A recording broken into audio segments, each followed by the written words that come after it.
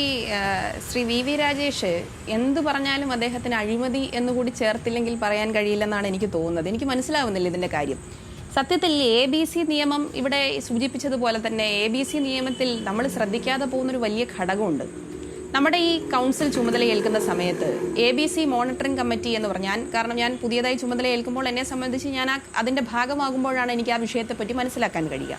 ഞങ്ങളൊക്കെ ചുമതലയേൽക്കുന്ന സമയത്ത് ABC monitoring committee എന്ന് പറഞ്ഞ് അന്നത്തെ നിയമപ്രകാരം ഒരു മോണിറ്ററിംഗ് കമ്മിറ്റി ഉണ്ടായിരുന്നു. ആ കമ്മിറ്റിയുടെ അധ്യക്ഷൻ എന്ന് പറയുന്നത് നഗരസഭയുടെ മേയറാണ്. സ്റ്റാൻഡിംഗ് കമ്മിറ്റി ചെയർപേഴ്സൺ ഉണ്ട്, സെക്രട്ടറി ഉണ്ട്. ഈ മേഖലയിൽ വിവിധ വിഷയങ്ങളിൽ ഇടപെടുന്ന ഈ സംഘടനകൾ ഉൾപ്പെടെയുള്ള ഡോക്ടർമാരുൾപ്പെടെ, വെറ്റിനറി സർജൻ ഉൾപ്പെടെ, ഹെൽത്ത് ഓഫീസർ ഉൾപ്പെടെയുള്ള ഒരു കമ്മിറ്റിയുണ്ട്.